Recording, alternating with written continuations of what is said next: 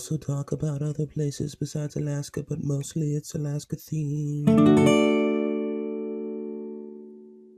Alrighty, folks. Welcome back to the Mushing Alaska podcast. As always, excited for our next episode.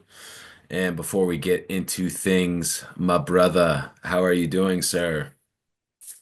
I am doing all right. I had a 3-day weekend, went down to Talkeetna, watched some curling, Ooh, and saw a local band, Blackwater Railroad, in the Talkeetna hangar. Great venue, saw some old friends, had a good time, came back in time to have a lazy Monday. And yeah, uh, it's been nice weather here up in Denali, and I'm doing good. How are r- you? right on, dude. All is good. We had to cancel a trip to New York 2 weekends ago because my wife and my son got the flu, and I did my best to dodge the machine gun of bullets being tossed my way. Somehow, I don't know how I didn't fully come down with the flu, but I had like a cough, but I didn't have a fever or the body aches. They were essentially shells of themselves. They were bedridden for the better part of like 3 to 5 days. Um, So I think we're fully through that, which is nice to get back into our routine. And I know we've spent a little bit of time talking about the weather here. Nothing really to report on that regard in terms of snow. Um, it's kind of just like hanging out in the 30s and 40s right now, but I think we're about to graduate from that and get into our spring where we have a little bit more favorable weather. So looking forward to that. But we're not going to spend too much more time BSing on all that because, well, this is a busy time of the year. And, you know, we're recording this. It's T minus 9 days until the Iditarod ceremonial start. And so that means time is limited and we're going to get straight to it. So, with that being said, Sean, I think we should start things off. We've spent a lot of time leading up to where we are currently talking about the weather this year.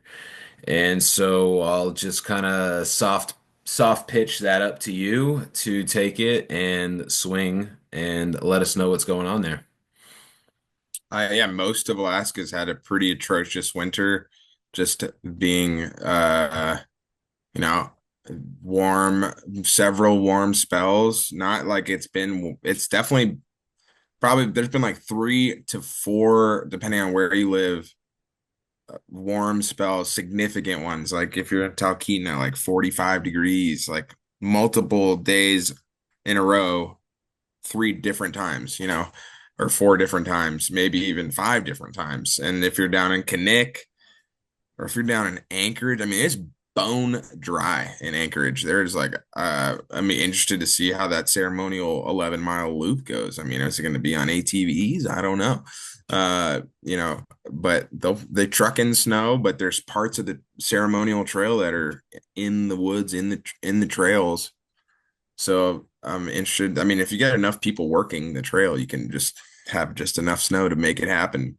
There's a shovel and enough manpower, you could do it. But yeah, it's just been a terrible winter. And then they decided February 3rd is official. We're definitely going southern route, traditional. Maybe we'll start in Trapper Creek instead of Willow, which is Trapper Creek's like an hour north of Willow or a little less, and it was going to maybe dodge some of those those crummy conditions, but they just didn't snow at all. Like in the last couple weeks, and them announcing the southern route did have like a little bit of an asterisk of like, well, we do need like a little snow to make it better. And then you saw some pictures surfacing of the trail, and Iditarod got those photos, fans got those photos. There was definitely some social media turmoil about the choosing of the southern route. I think I'd like to think that give the benefit of the doubt to the mushers that they, firstly went you want the way the things work is if you have a grievance, you talk to the musher representative, I believe Do we know who that is currently? Andy Ashman, I want to say, Okay. and he then collects the grievances, or especially if there's a bunch, and there was a lot of people that felt strongly that the southern route should not go, specifically because between Willow or Trapper Creek and all the way through the Farewell Burn, I mean, it went from Roan to Nikolai was like 90%, like zero snow. And it's just that's just not no can do. And so yeah, you talk to the musher representative talks to the race committee who makes those decisions and says, hey, this is how the mushers feel. And then they should then either change the route or not, is how the process works, you know. Right. But a lot of mushers went, and whether they're in the Iditarod or not, did go straight to Facebook. And, I think there was just a couple of posts that, I didn't like to see personally. The saying, the Iditarod just needs to look out for the welfare of the dogs. Like, I think that the Iditarod is looking out for the welfare of the dogs. That's like the number one goal of the entire event. So, I just kind of felt like there was a little bit of toxicity in social media. And that's something that, if you've ever been on social media, it's just flooding with toxicity, whether it's about dogs or it's It's about Kim Kardashian. It's just or not a politics, good place right. to be talking about polarizing topics, So I just didn't like to see some of the things I saw out there personally, You can disagree with me, that's fine. But I think it was something that needed to be discussed between mushers, musher representative, the race committee. And maybe they did do that and then they didn't hear back and then they took the face. Maybe, I don't know. There's some nuances to the situation, but I'm glad. I think that in the end, we're happy to see it go to Fairbanks, given the current conditions of the first third of the race. It's exciting to see that route change. They announced it super late. All the drop bags are going to say Roan, Rainy Pass, Finger Lake, Nikolai, McGrath, Takatna, but they're going to maybe put them in different bags or cross out Takatna and write in Manly, Hot Springs. I don't know. I don't know how it's like. It is a little bit of a nightmare, I think, logistically for Iditarod to change, so late in the game. So, and that's where I would like to just cut in real quick. So, I was talking to a couple different folks offline, and the question was tossed my way. So what do you think of what's been happening in the Iditarod community this last couple weeks? And for me, this is the perspective of someone who's only recently in the last, it's close to 10 years now, but like I've kind of started to pay attention, right? And I like we've had people on from the Iditarod side, so it's like I'm not trying to like say this is a stance that collectively Sean and I feel, but I just feel like a more proactive approach could be taken as like it feels like no matter this year it's the trail conditions. Last year it was issues with, mushers and whatever that's going on off outside of the mushing world. But what I'm seeing is decision making that is happening very close to the start of the race. And I think that that's where we get into this like toxic space and it's all online and this, that, and the other. And anyways, we can speculate on this for a while. I guess I would just like to see, maybe a more proactive approach. Like, hey, we announced that we're doing the southern route, but the reality is that could still be up for a change if we don't receive any more snow the rest of the year, something like that. Like, I do feel that there is a way that this situation could have been handled that could have prevented this whole online toxicity that we're talking about. I don't know. That's just my 2 cents.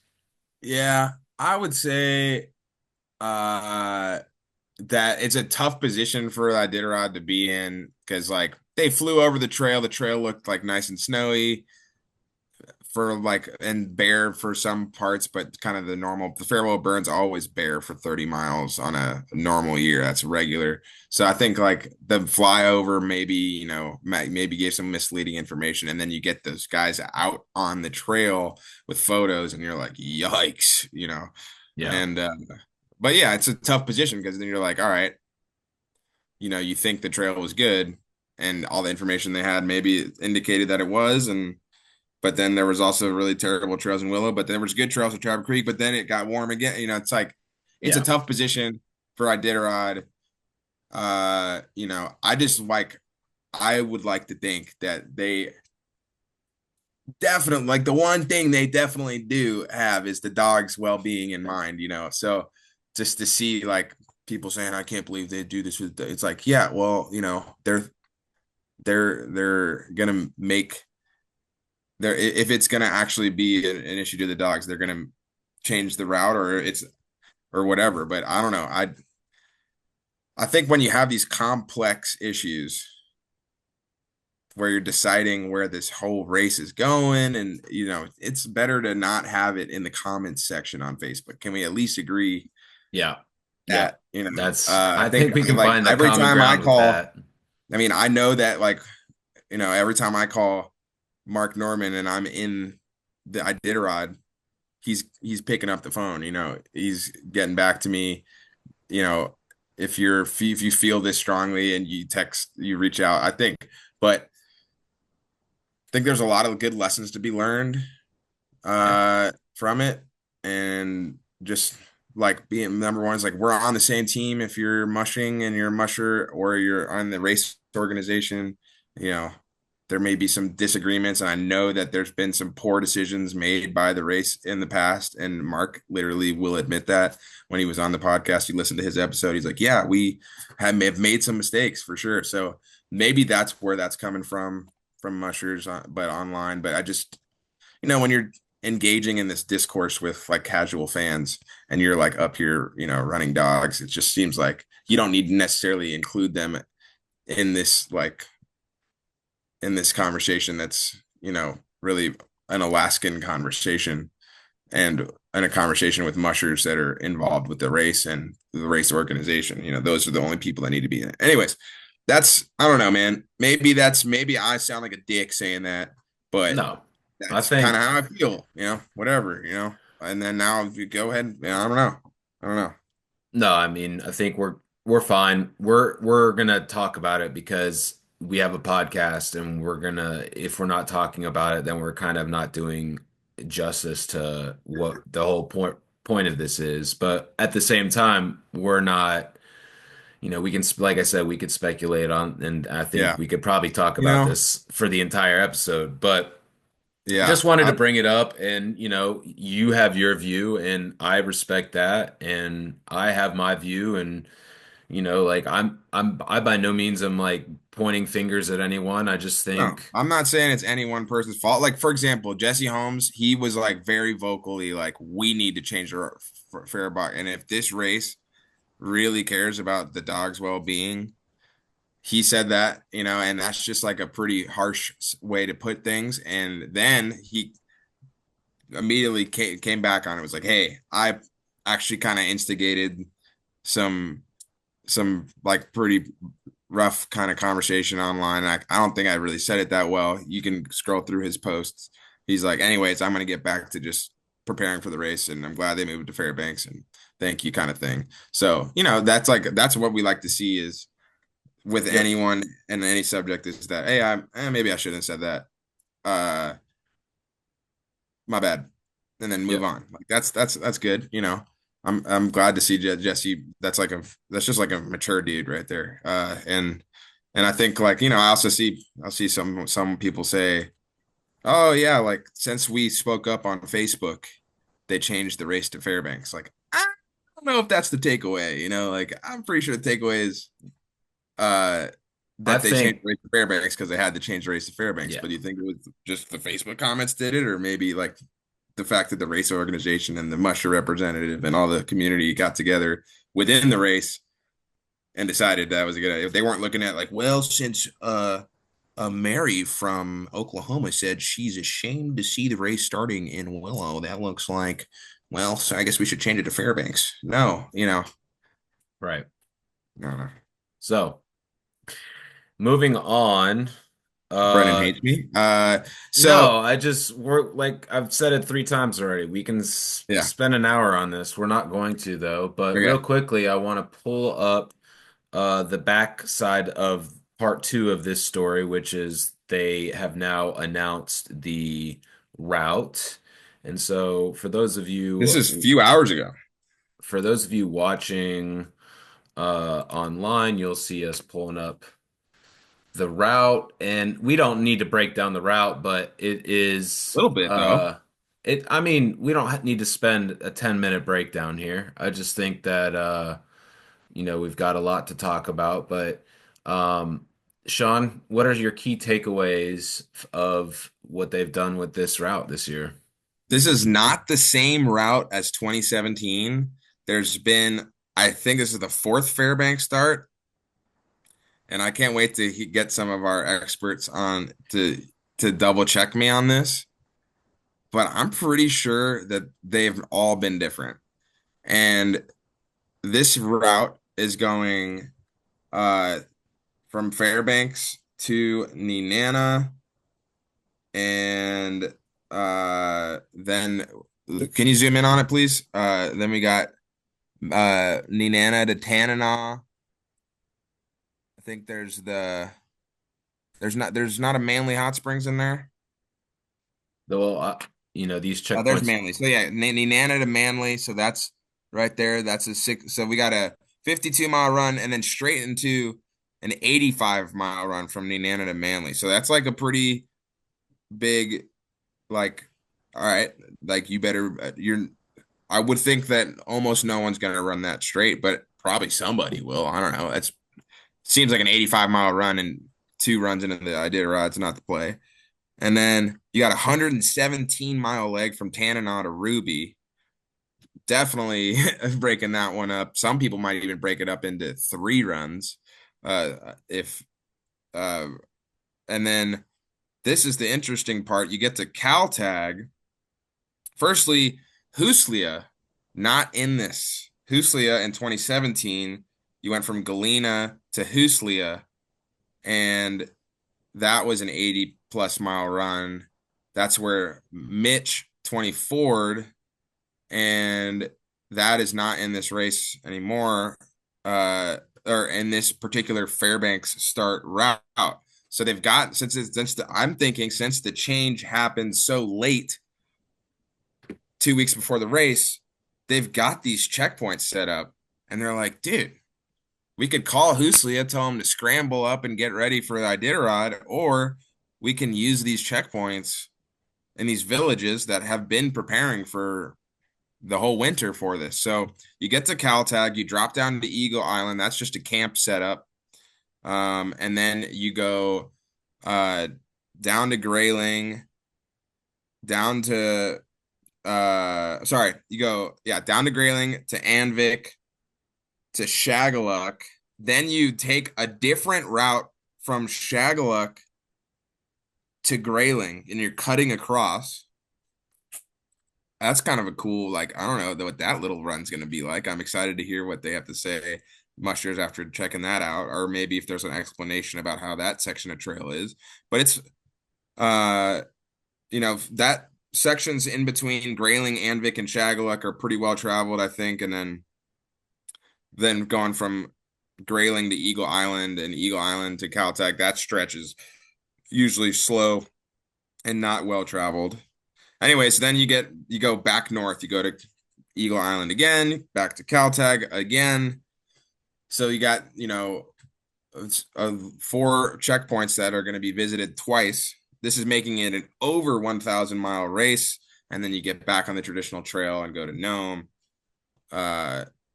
So Yeah, it's gonna be interesting. I think that leg for like mental toughness for the dogs and the musher, going and leaving the main trail and doing an out and back, is an interesting dynamic to it. And you're gonna be on the Yukon River for, oh my gosh, dude. I think it's got to be like 700 miles, maybe like 600 miles. Yeah, I've heard that 700 number getting thrown around. Yeah, that's a lot of river. We've talked about the Yukon, and just a really challenging, yet in some ways would seem straightforward, but then it's actually a little bit uphill in some spots. There's always going to be some wind going against you. The Um, upstream dub. yeah, upstream dub, you hate to see it. And yeah, I'm excited. I think that there's a lot to be excited about with a Fairbanks start because it doesn't happen that often, 4 times ever. We're gonna miss the checkpoint of Iditarod this year, but we're catching every other checkpoint that would have been it. Oh, sorry, not every other checkpoint. We're also missing McGrath, Takatna, and Nikolai. And but once you get to Ruby, I was a total terrible mistake. But once you get to Ruby, yes, you're catching all the checkpoints And that he you would have bombed caught. it. Excuse me? No, I guess what I meant to say is like in the southern section between Ophir, like once you leave Ophir, that section that's like Iditarod, Shagaluk, Anvik, Grayling, Eagle Island, like those are like the only for the southern route checkpoints. Like the only one that we're not getting is Iditarod. That's what I was trying to say. Gotcha. There we go. And he totally redeemed himself, He folks. totally redeemed There we himself. go. All right. Anything to wrap up on the weather and route update that you want to hammer home before we move on? Um, no. Cool. So, one thing Sean and I were talking about, and I don't think you guys are listening to us for race recaps. So, we haven't been on, like, we haven't had as many guests this season, and so we haven't necessarily broken down all the races. Um, but we do want to talk quickly about the Yukon Quest, both Canada and Alaska. And I want to just preface this, all right? So we've had guests on that have referred to the Yukon Quest before. And some of those guests have alluded to an event that, for me, in my tenure of getting to know the mushing world, hasn't been what I've heard it was. And so I'm just, again, outsider perspective, not living up there. Obviously, I know there are two different countries involved. I know that there's a lot of like politics and behind the scenes stuff that I'll never know, but I'm just gonna say what's on my mind, and I feel as if the Yukon Quest has kind of lost its like lust. Like I feel like I mean, and you could probably say the same about the Iditarod. You can make the argument there's not as many people in the Iditarod as there once was. Same thing for the Quest. But, I'm just like, man, I feel like the race is like holding on by a thread in some regards. And so I don't know. That's just do you have any thoughts on that, Sean? Yeah, I mean, it's tough because you have the 1,000 mile race, and there's a ton of people that run that race that are living in the Yukon territory, and there's a ton of people that ran that race that are living in Alaska. And so now you've got people having to choose which one they want to do. Obviously, all the people that live in Yukon are pretty much going to be doing that one and the Canada side, and then all the people up here in Alaska are going to do the Alaska side.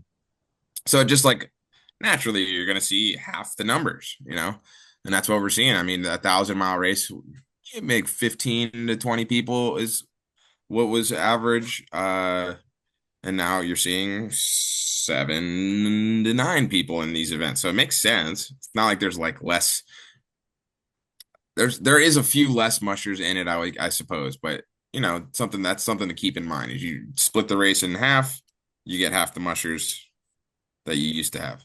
Yep. But yeah, it seems like it's got a really.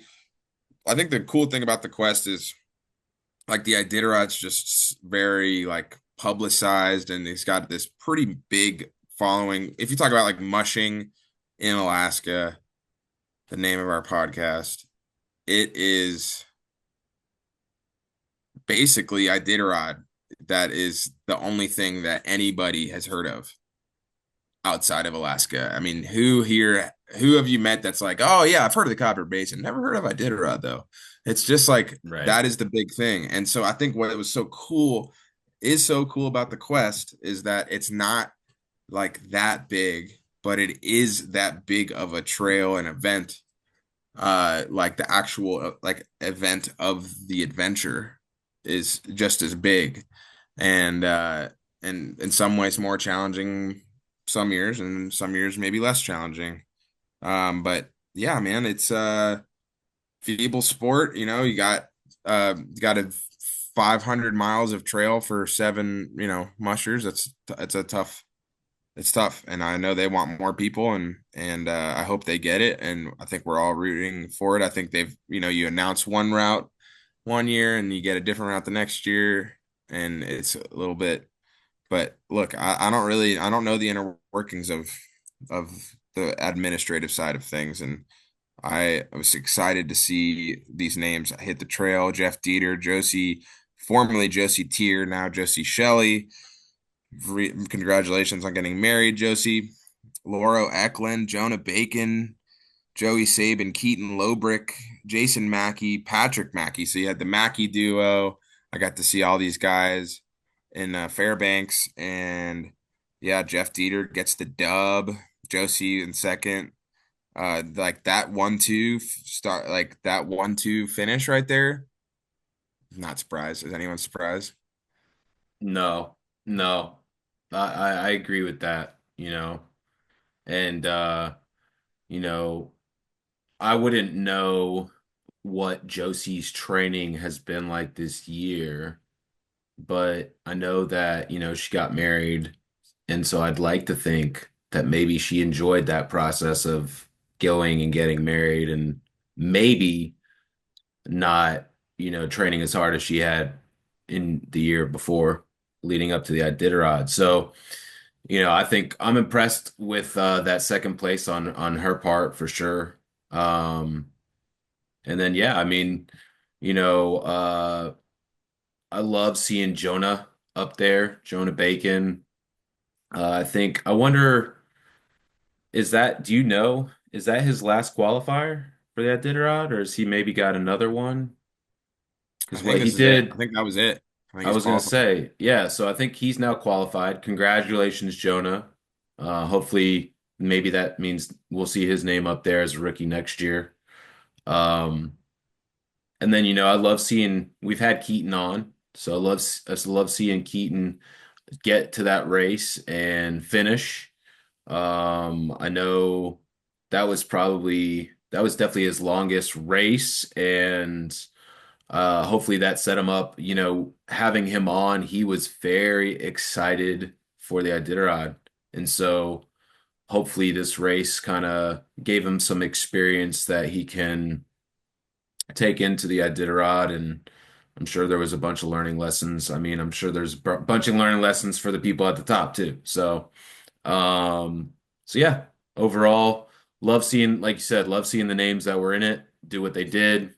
Big congratulations to everyone. Shout out to Loro. I mean, we like kind of skipped over him, but a lot of love for Loro, third place. I'm sure he's feeling good about that. And might I mention that had to be a fun. So he got third place over Jonah by 2 minutes. So I'm sure that could have been fun to witness out there on the trail. Maybe there was some back and forth. Maybe there was some, shit talk in there at the end too. So who knows? But anyways, that is That is our notes on the Alaska side of the quest. And Uh, then, yeah, I believe Laura and Jonah made some kind of agreement that Laura would be third, and because of maybe something kind of help that he gave Jonah out in the trail, or maybe advice or something like that. I heard the Mackeys, they ended up scratching because they just they ran into some like crazy wind, and were moving really slow, and they weren't that far along in the race than like what they're seeing from their teams maybe as well, but definitely like super strong winds, and so they pulled out, and they've got Jason running in the Iditarod too, so they were like, oh, it's a good training run, and whatever, no worries. in terms of just real quick, the Patrick Mackey, is he like, I don't know anything about him. Is that like, was that maybe he was kind of getting shown the ropes out there by Jason, or does he have mushing experience prior to this? Do you Yeah, know? definitely has mushing experience with that last name, but yeah, I don't know Okay, a ton about him, but yeah, younger got Mackie. you, got you, got you. Okay. And so yeah, then I just pulled up, moving on to the Canada side, I pulled up the results here. And I think you might be able to say the same thing about this collection of folks that you see at the top. Yes. I would say, yeah, we're not surprised to see Michelle Phillips and Jesse Royer up there. Mila Porsold, you know, I would have bet on her be finishing in that top three. Jesse Terry, I'm trying to remember where uh I've talked about her with some friends, and I can't remember like where she's out of, like what dog group. Um, but Brennan's looking that up, and then you've got our boy Connor McMahon, which you may be seeing in. Jesse Terry, the singer, is first thing that comes up. Yeah, don't Google Jesse Terry. That's not gonna. Yeah, John Smith, the musher. Jesse Um, Terry. but uh, Bam. There you go. regardless, Anna Hennessy, who's running she's running Kathleen Frederick's dogs, but Emily, I Forbes. can't remember her last name, but Emily she's in the Ford. Iditarod Yep. this year. Eric hold on. And then some names I don't recognize. You got Richie Beatty in there. It was good to see him out there. Un Unfortunate scratch. They did give an explanation there on Facebook, and I did read it. I just can't remember it. I'm useless. But yeah, the Yukon Quest, Alaska, or sorry, Canada, and you see some Iditarod teams out there. Half the names are very familiar, and uh, and a few aren't. And now I know 450 miles is 659.6 kilometers. That's right. They had 32 mandatory hours of uh 32 mandatory hours of rest, which was a kind of an experimental. Um, yeah, I don't know. Jesse, Good for just want you to know, Jesse is a guy. Okay, cool. Yeah, Jesse Terry is third place Yukon Quest finisher. There we Congratulations. go. Shout Pretty out to Jesse. pretty you like a different kind of has been running in different mushing circles in Canada, and so yeah, that's a really impressive run by Jesse. Absolutely. All right, we're moving on to Kusko, it looks like. I mean, 30 minutes into the intro, we might as well keep the train We gotta rolling, get going man. here. We You got a know? whole episode coming up here. Yep. Um yeah, Pete Kaiser won the dinner or won the Kusko, uh Ninth time. tying Jeff King's record. Yep. Uh I mean, literally I was just like my attitude going into the race was like, yeah, he won already. It's already over before it started. That's what I thought. Yeah, But he but only won by 18, 17 minutes. 18 minutes? Yeah, 18 minutes. And I will add that, Pete winning the Kusko isn't the major takeaway, but for me, um, you know, Riley's coming out party for his new team. I mean, like he had a great Copper Basin, but I think 18 minutes to Pete Kaiser in this race, a hometown race. I think that says a lot. And then, we had this episode is with Squid Acres, so we had Cody on, and he's 32 minutes off of Pete. I think he's got to be feeling good about their team.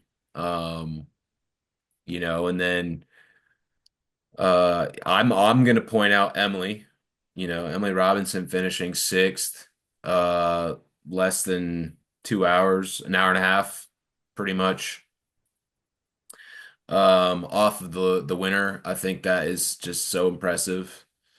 And yeah, All right, I got some shout outs. Firstly, Hunter Keefe, dude. Tough news. He dude. is not going to be Did running the he Iditarod this year. Broke his ankle, it looks like.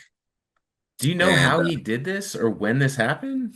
on a dog run in the shitty trails of Willow, probably. Oh gosh. Or Kinnick. Maybe not. I don't know. I don't know what happened, man. But he showed a picture of it on Facebook, and yeah, no, he is not running the race next in the next couple weeks. Mike Williams hasn't run Kusko in, I don't know, quite a few years, and he grew up there. He's total local guy that knows the area It was as a good, if not better, than anybody. And he finished fourth.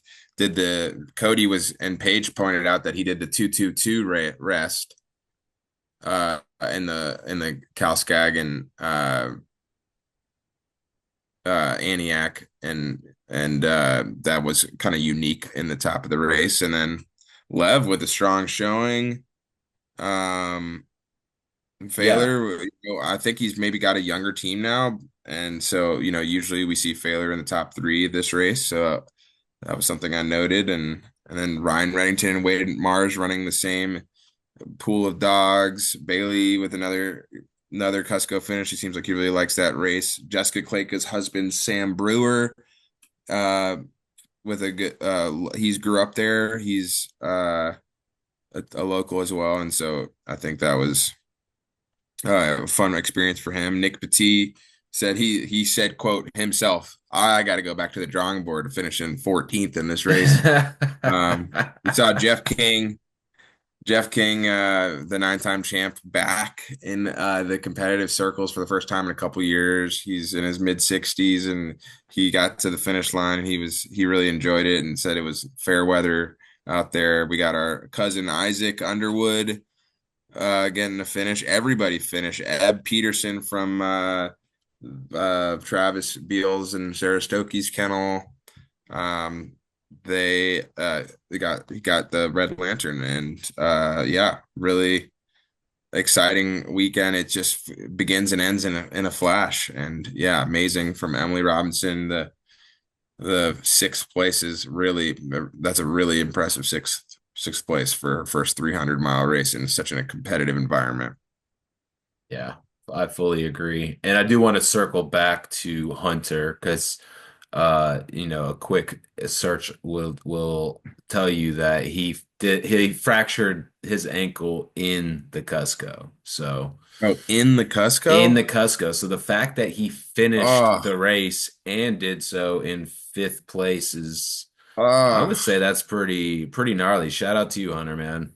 Jesus.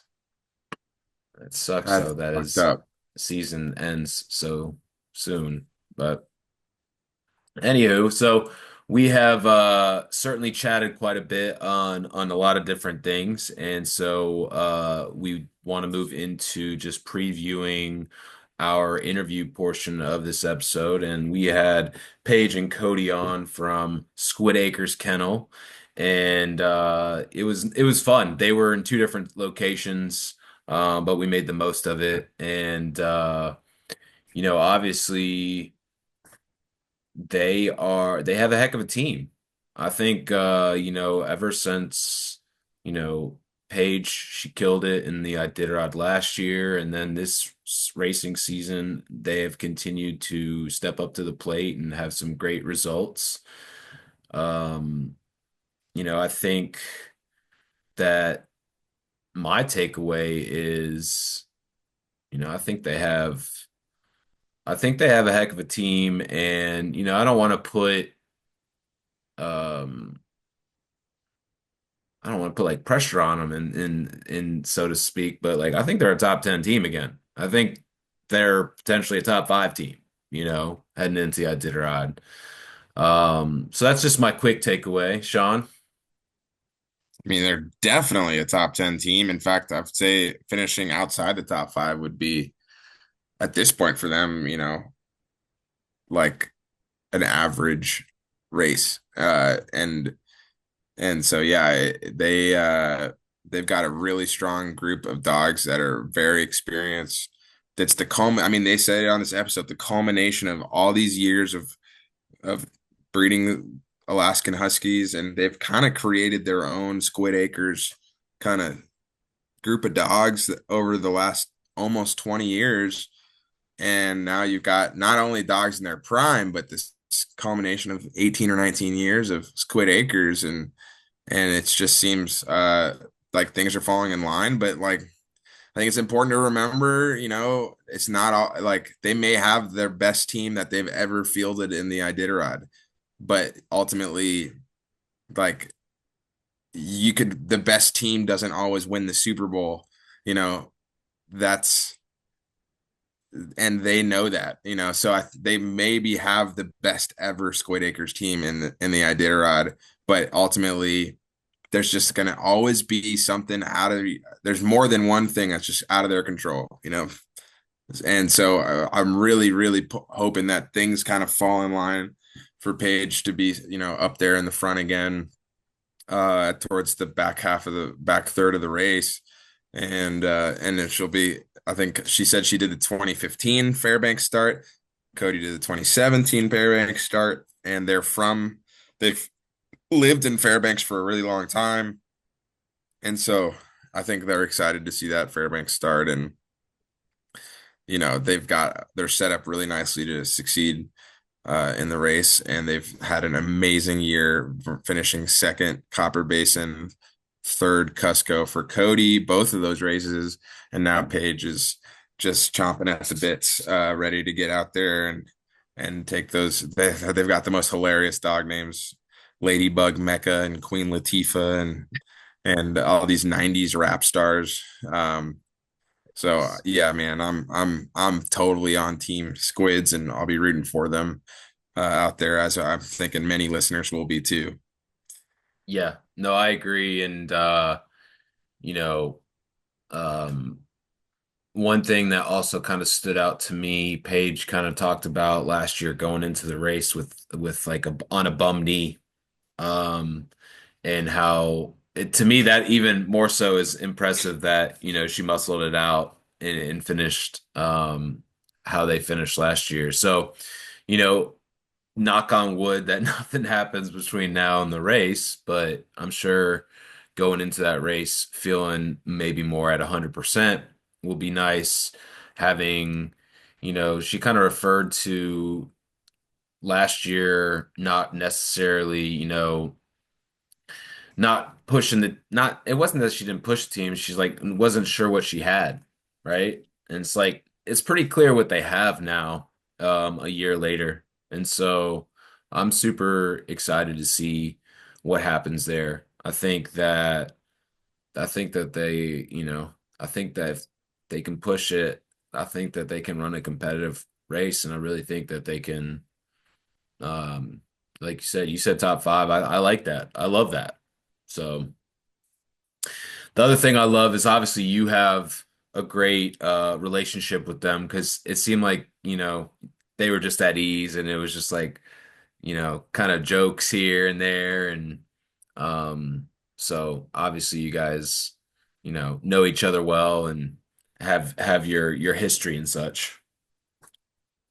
Yeah, we're okay friends, I think, and it was fun to get them on here. I've been bugging them for a while, and they've been they picked one of the most busy and inconvenient times for them to get on here, but this is the time where most people are listening, and so it's really cool to have them on in February, a couple weeks before the start. And I had a blast talking to them. And it was really special. So yeah, we're go team Squids. And yeah, thanks to Paige and Cody for joining us on our silly little podcast. That's right. Y'all enjoy. Dude, thank you guys so much, Paige and Cody, for coming on. Feel like I remember sitting around at the old Squid Acres, or at the Sioux, sitting in a lodge at the old bar, this ancient lodge that's from, like, it's not that old. It looks like it's like 200 years old, but it's like from the 60s, I guess. But Yeah. sitting around having a beer. Oh, you gonna be on the podcast? That was like 3 years ago. So Yeah, I remember you being like, "I want to do a podcast," and we were like, "About what?" And you're like, "It doesn't matter. I just want to talk, and I think people listen." And we were like, "Okay," but here you're doing it. It's awesome. Pretty proud of you, man. a few people listen, Yeah. mostly just for connecting with good mushing folks. So yeah, thanks for joining us. Congrats on an awesome mushing season thus far. And you still got a few events for your dogs left. But man, it's the fact that you squeezed us in tonight. We really do appreciate it. You guys just came off of two teams in the Copper Basin, and then going all the way to Bethel, which is a logistical challenge. And so a couple of awesome successful weekends for your dogs. And Cody, you ran both of those events. Paige, I'm assuming I didn't see like a ton of time. I know you were in Bethel. I don't know if you ended up going to Glen Allen or not, but just I guess let's start at this most recent weekend, because you guys are coming fresh off that. You're having your post Kusko beer. You come in third place. I don't, how was that? How was the weekend for you?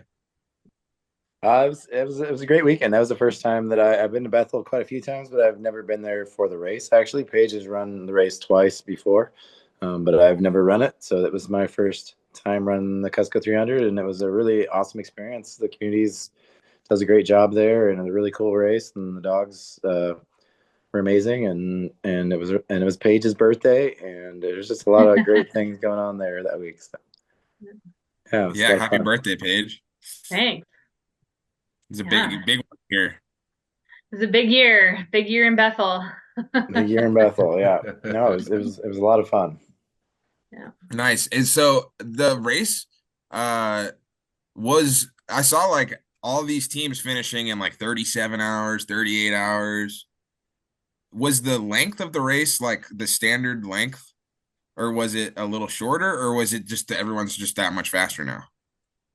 It was a standard length. They did not do the complete Whitefish Loop as it normally is. What they did was they went on a slough off the Kusko River up to Antioch, which ended up being the exact same mileage as it would have been if they did the Whitefish Loop. So the mileage didn't change.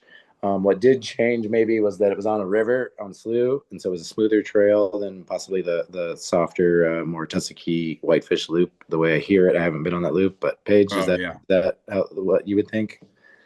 Paige? Yeah, I think it was like 3 or 4 miles shorter, which is sort of not a talking point, but yeah, there was great snow this year, and it got warm and then cold again, and so the trail I think was hard and fast, and then without that Whitefish Loop there that is normally tussocky and takes a little bit longer because of just because of the nature of that trail. I think it was a little bit faster, but I don't think it was the fastest ever Kusko. But teams definitely all finished pretty close together, instead of a little bit more spread out for sure. Yeah, just finishing the race got you a nice check. Whether you're in 15th or even in 15th place, those guys are covering the cost of traveling over to Bethel. And it's just like talk about like the culture of Bethel. I think we've talked about a lot on this show, but I think it's kind of truly a mushing hub. That's where things are thriving down there in the sled dog world, a little bit more so than they might be out here on the road system. Yeah, I mean, that's definitely attributed to the Kuskokwim 300 race committee. They do a great job. They have a full-time employee, Paul Bazile, that is, or Basil, I think is how you say his name. Now that I've corrected you guys for my last name, I should probably say it correctly. And I'm not sure who else volunteers throughout the year, but he does a great job of getting sponsors for the race and bringing money in for even they have small races throughout the entire season that have pretty large purses. So, I mean, we went to Copper Basin, which is a pretty big race for us to go to. It's a 300-mile race. It takes a long time to train and prepare for that and to drive there and hotels and all that stuff. And it had a purse of $20,000. And I think that Akiak Dash had a purse of $50,000, which was a 65-mile race on that started on Saturday in Bethel, and the so Kusko those $200,000 purse. And the Costco has a $200,000 purse, and then they have those smaller races for the local communities out there all throughout the season. So that I mean, it's such an expensive place to live, and all those communities have a really hard time getting food and straw and all the stuff in there. It's at least double what we pay, probably more than that. And so for those guys to have races throughout the season that can help them buy dog food is a really great thing. And you say last place, probably the pays for their trip out there. That's questionable this year. The prices on flying have gone up 3.5 times since I was there 3 years ago. Flying on NAC, it cost us about $6,000 just to get to Bethel for the dogs and the gear, and then the way home was another $1,500. And so it just to fly the dogs and gear there and back was about $7,500. So yeah, it is expensive to get there, but when you think about the community and what they do for us and the race, it's really nice to support that organization. And it costs, and you still do. Everybody makes some money if you finish, and not unlike other races, you might not finish, but you're still putting a lot of money into going to that race. And so I think it's really nice for the way that they dole the purse out is.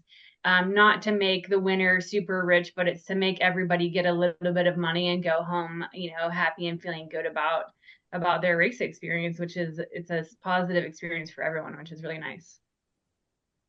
I I wonder about, like, from Cody's perspective, this being your rookie Kusko, right?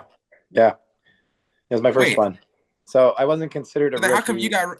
Okay, yeah, go ahead. So their rules are set up in a nice way for folks. They're set up so that you're only rookie of the year if you've never run a 300-mile race before. And so I've run a couple and a couple thousand. So so I wasn't considered a rookie, even though it was my first Kusko and it was the highest placing person who hadn't been there before. Emily Robinson won the rookie of the year this year because that was her first 300-mile race.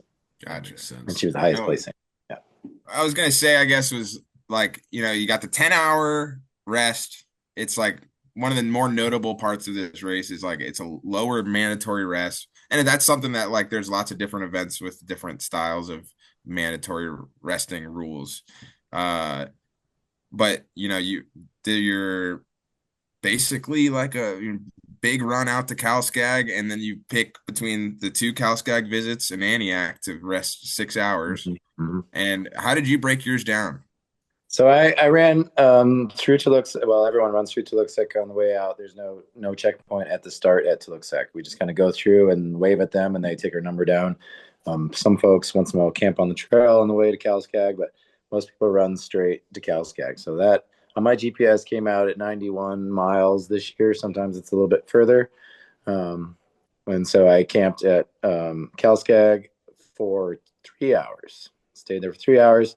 My original plan was to then go to Aniak and stay at Aniak for 3 hours, which would be about a 45 to 50 mile run, and then run the next run from Aniak through Calskag to Tuluksek, which would be an 80, 85 mile run, and then do the mandatory 4. But in the end, what happened, because the race started at 1 p.m. instead of 8 p.m. like it was supposed to. The timing to me looked better once I got to Calskag and was going to start that run. I realized that it would be smarter, I thought, if I ran through Aniak back to Calskag and rested. That would give me the opportunity to run through the night on it was colder that night. It was supposed to get really warm the next day and then continue to get warmer and warmer and warmer and windier.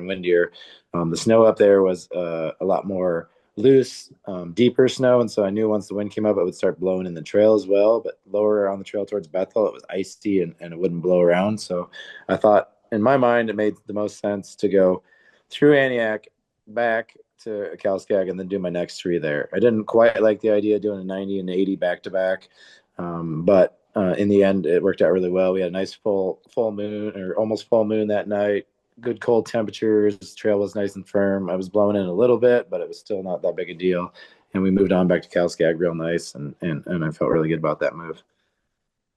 Yeah, clearly. And Riley was the only other team who did that. Okay. And yeah, that shout out to Riley for kind of his coming out party with his new dog team, and that was an impressive run for him. And Paige and Cody, you're welcome to, whoever wants to take it, but like when you talk about these like 3-hour rests, like there's not a ton of 3-hour rests that you're doing. I mean, there might happen in Iditarod here and there, maybe. I'm trying to think off the top of my head, like what would be like a 3-hour. Seems like this is kind of one of those events where, you're guaranteed going to get these short rests. 4-hour rests in Iditarod, totally common, but you get down to 3, and then you got some people do the 4 and 2. Some people, I don't know if anyone does 3 rests there, probably not. Yeah, Mike Williams Jr. did 2 hours at each checkpoint. It was Calskag, Aniak, and Calskag. And Sim Smith. That's amazing. Yeah, he had an amazing finish, and he's a local, Brendan, and he. But yeah, I'm just curious. Like when you go into a short rest, 2-3 hour rests, like what's the mindset for your team taking care of the team? Yeah, I mean, I guess I took. What's that? You got to be fast. You got to be fast. Yeah, so you got to think about it ahead of time. I mean, my first pull into Luksak, I had my plan in my head. I rolled in. Luckily, they have hot water there, so I basically ran inside. I got my booties off my dogs. I ran inside. I got hot water. I got the food ready. I came out and I fed them. I got everything. I got them bedded, and I was about 15 minutes. I got everything done, and I went inside the checkpoint. And I was one of the first people inside the checkpoint. So I was like, wow, I actually was fast for once.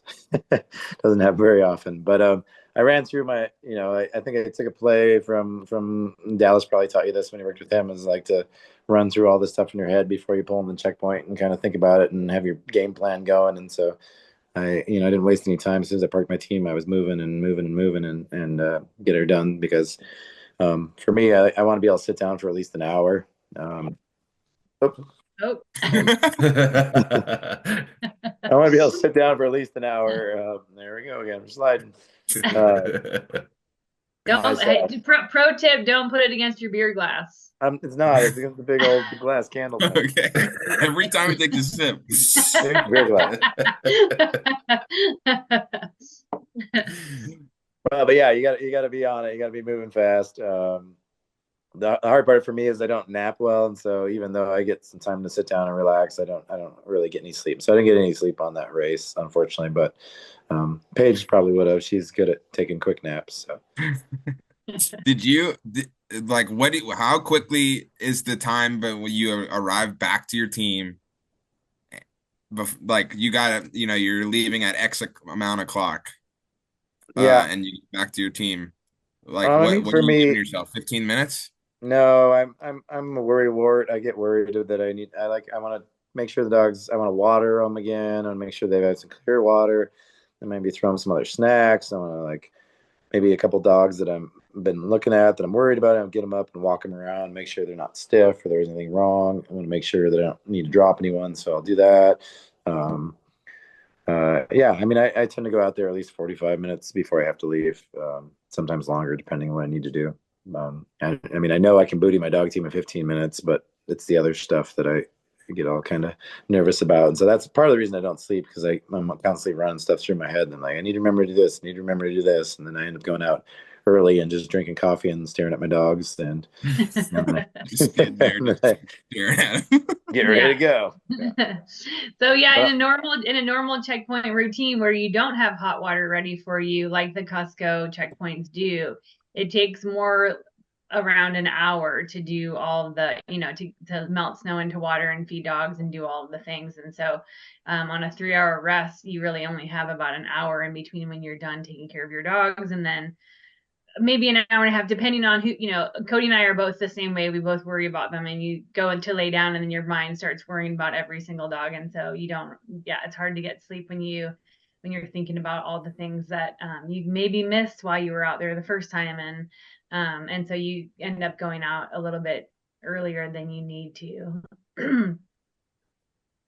So I wanted to chime in and ask about your perspective on Pete's dominance in this race. We recorded one episode last year after the Cusco, and I remember feel like what I'm about to say is the same thing I said last year, but it's I'm watching on the tracker and I'm seeing Pete's up there at the top, but and then he takes his, I guess you guys are gonna know this better than I am. He took his long rest the first time in Calskag, is that correct? He took 3 hours in Calskag and then 3 hours in Aniak, which is what most people did, 3 hours at both of those locations. Okay. It's all of a sudden, I'm just watching, and then all of a sudden I check, it's okay, boom, he's in first, and it's just okay, I guess this is how the order of the race is gonna finish. I guess I don't fully understand it, but just talk about his consistency in this race and How? How does he pull it off? What's going on? He has a fantastic group of dogs, and he's a fantastic musher. He takes great care of his dogs. They always look great. He's also got the local advantage, so he trains on those trails and can go, the dogs know exactly where they are at all times, where more than half of Cody's team has never, the last time I did it was 3 years ago. And so, and maybe half or less of those dogs were there. And so, but yeah, I mean, I think he's a super patient musher, super patient and smart musher. He knows you can't go out too fast, you're going to lose speed, and then his dogs know the trail's coming home. And so they're maybe going to put a little bit more into that coming home thing than anyone else. But also they're just a fantastic group of dogs, and he's a fantastic musher. You can't take anything away from him and that team. Yeah, and I imagine I know when we run towards home, the dogs always put a little more effort into it. So I'm sure on the training runs, running to Bethel on that same section of trail, can kind of program them to, this is what we do at the end. We go as fast as we can now, or whatever, they know what's up. So is there an element of seeing what Pete's doing at a checkpoint and doing something different that would strategy wise give you an advantage, or not so much? No, not really. I mean, I was saying to Paige the other day, in races, I'm not very social, and I don't really pay attention to what other people are doing. I really focus on my dogs and what I need. I may chat with somebody inside, but I was everybody, when I got to the Calskag, it seemed like everybody was looking at everybody else, and everyone was talking about what was happening. And Nick was like, "Oh man, I thought we were doing good, but we're way back." And I was like, "Whatever, dude. I'm going inside. It's not a big deal. It's the first checkpoint. It doesn't matter. I don't pay attention to what other people are doing, because they got different dogs, they got different ideas, and I've been doing this a long time. And what we do, we don't win all the time or that much, but we do okay. We never won, babe. We've never ever actually won a race. Yeah, but we're always up there. We don't win all the time. No, we've actually never won.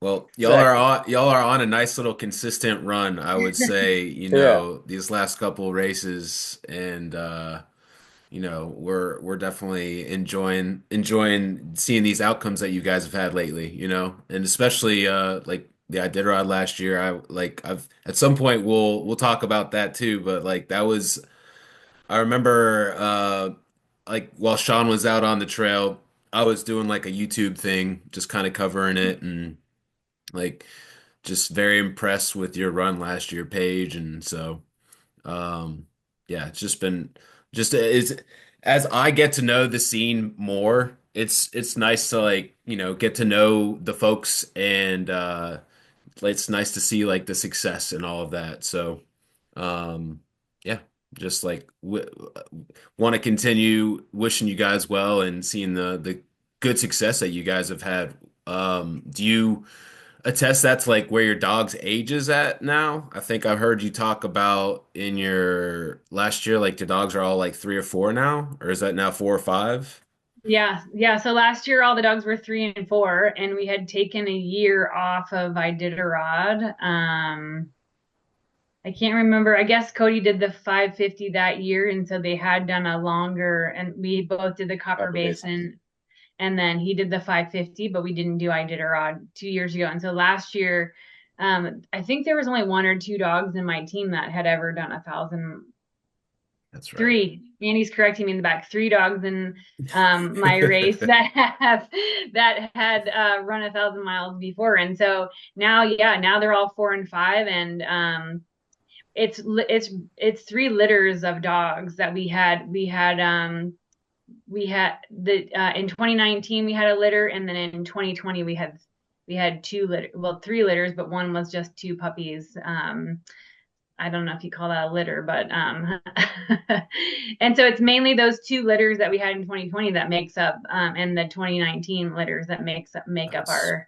our team at this point. We have a couple 8-year-olds and one 7-year-old, but that are still training to race. But yeah, it's they're a prime age. It's our kennel we started our kennel in 2006, I think.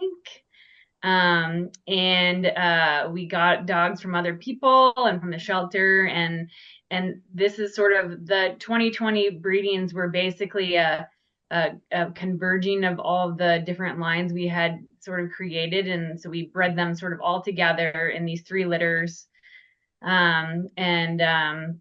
And yeah, super happy with where they are. We had not.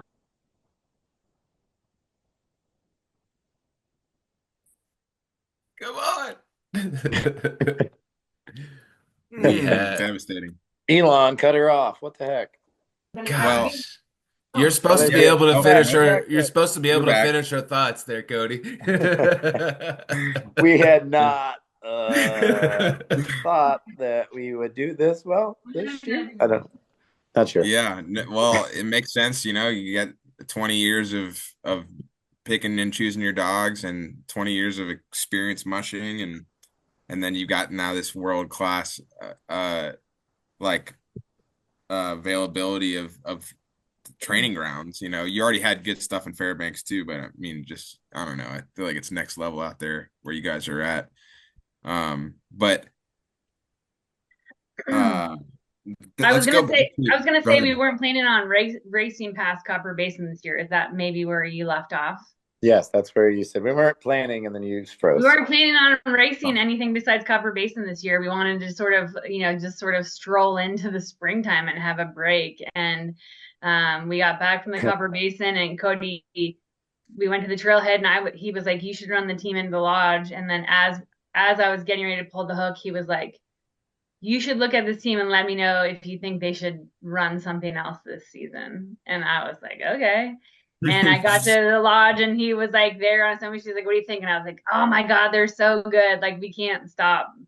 We can't stop right now. They're amazing. They're in the prime of their life, and they had, they've done all the training miles, and here they are." So yeah. When I talked to Pete in the Iditarod last year, he's like, "Dude, I swear to God, like the last 5 years, I've been like, this is my last Iditarod. I'm just gonna run Kusko, just running Kusko." And then you get done with Kusko, and you're like, "Well, it's only like 4 weeks until I did Yeah. It's totally fine. He and I message each other every year at the last day of sign up. I'm like, you sign up? And he's like, yeah, you sign up? I'm like, yeah. Damn it. What are we doing? What's wrong with us?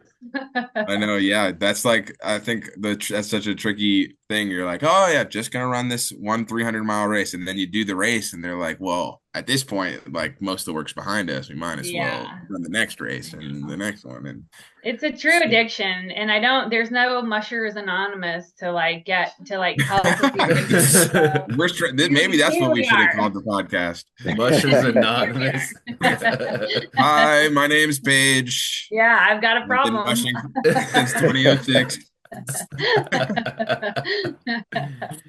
Hey, so I wanted to ask a follow-up. So, we talked about how that was for, at least in this race this year, it was like an 80 and a 90 mile.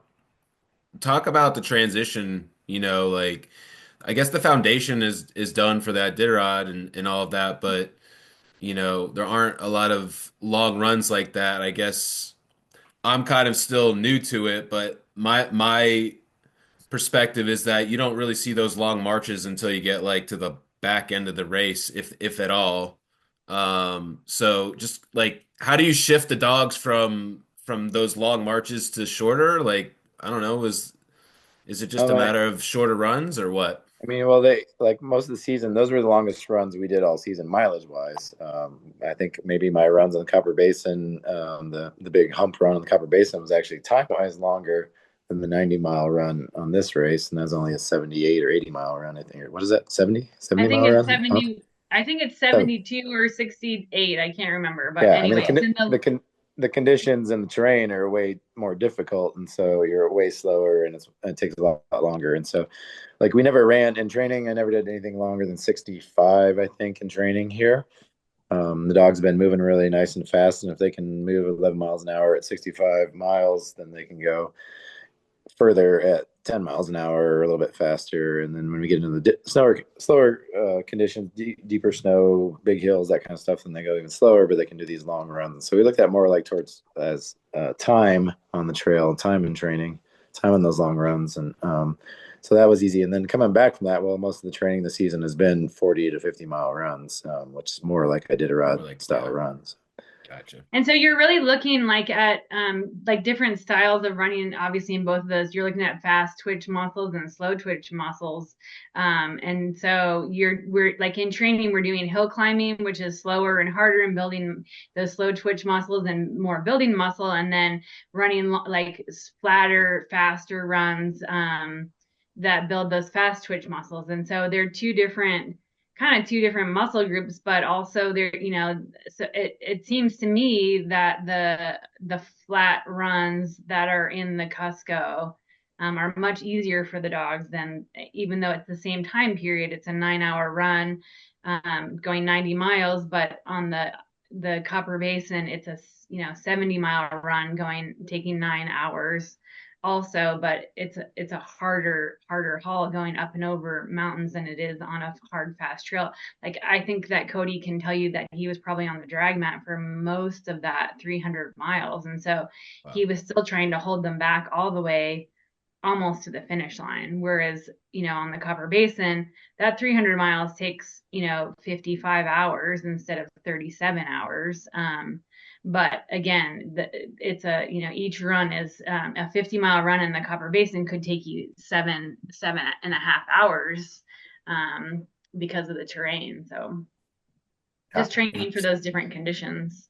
Yeah, and we're lucky out here. Like you said before, we got world-class training. We're on the Denali Highway. The highways, it's not a plowed road. It's a groomed road, and so it's a nice fast trail. And then we put in all these trails off of the highway into the mountains on soft trails through the tussocks, all the different training things, so we can go out and kind of pick and choose. And we'll start out on the highway, do 10 miles, warm them up on the highway on a smooth trail, and then we'll go off and do 40 miles loop off the highway, and then come back and hit the highway and do another 10 miles on the highway. And so that they like get a warm up and a cool down on a nice smooth trail, and then they go do some really hard stuff.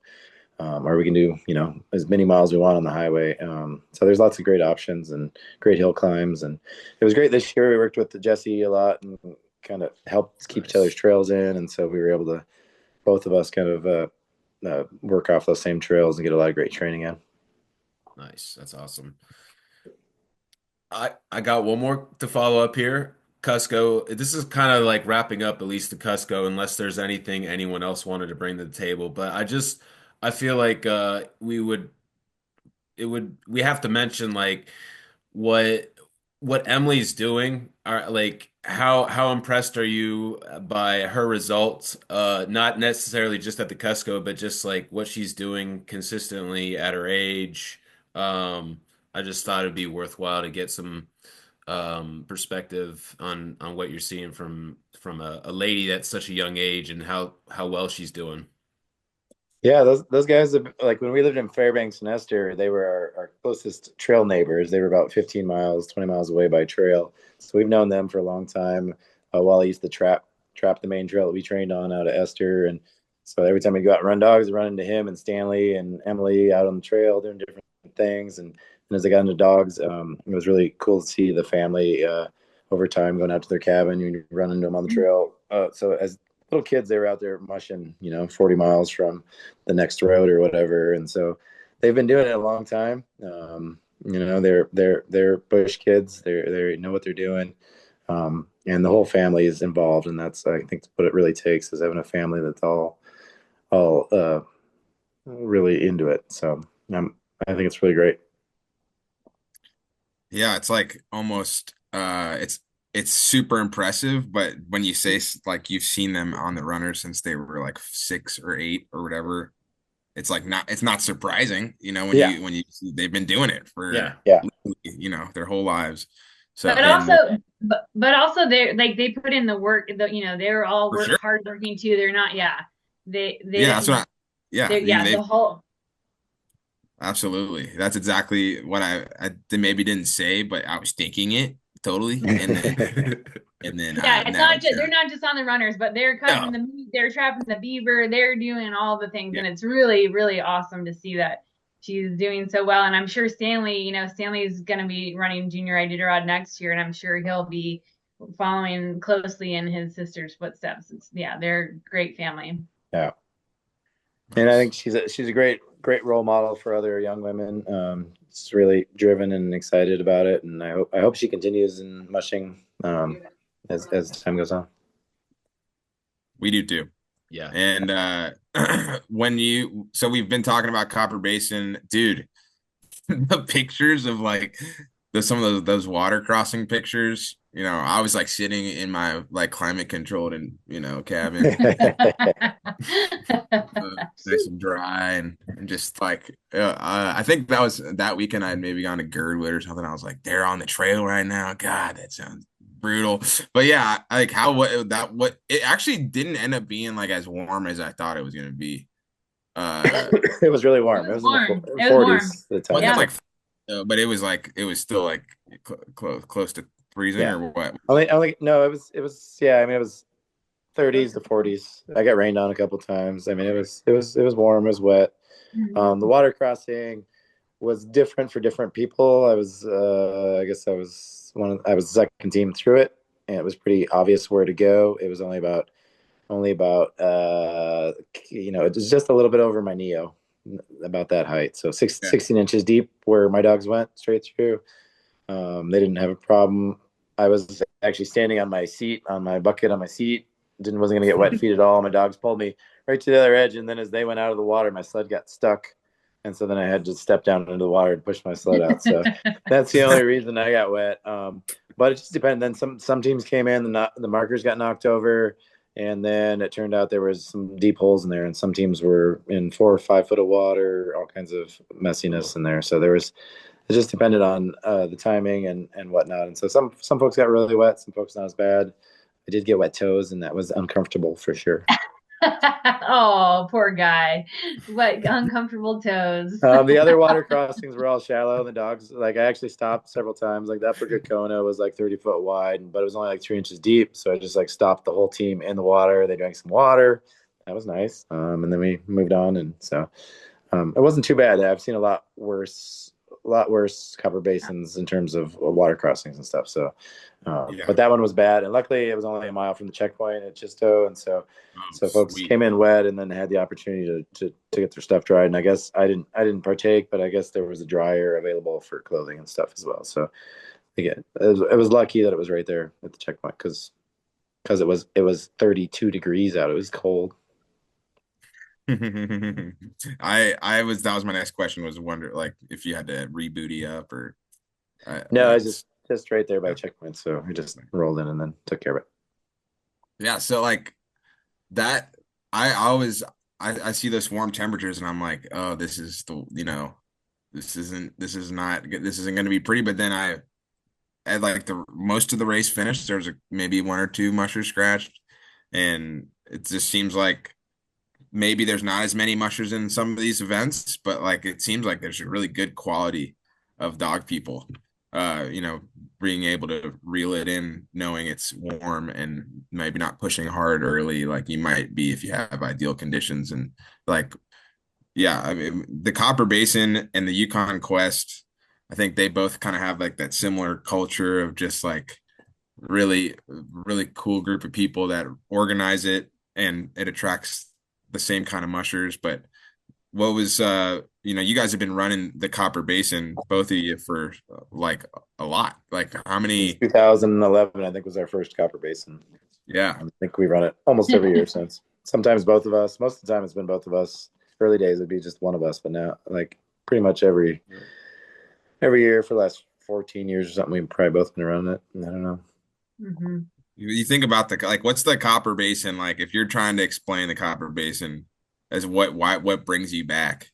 Is it the people? Is it the fact that this trail is pretty, like, going over the hump, and it's usually not that well traveled of a trail. People say it's kind of slower, but yeah, I mean it's more like the Yukon Quest. It's like a miniature Yukon Quest, which was kind of always one of our favorite races.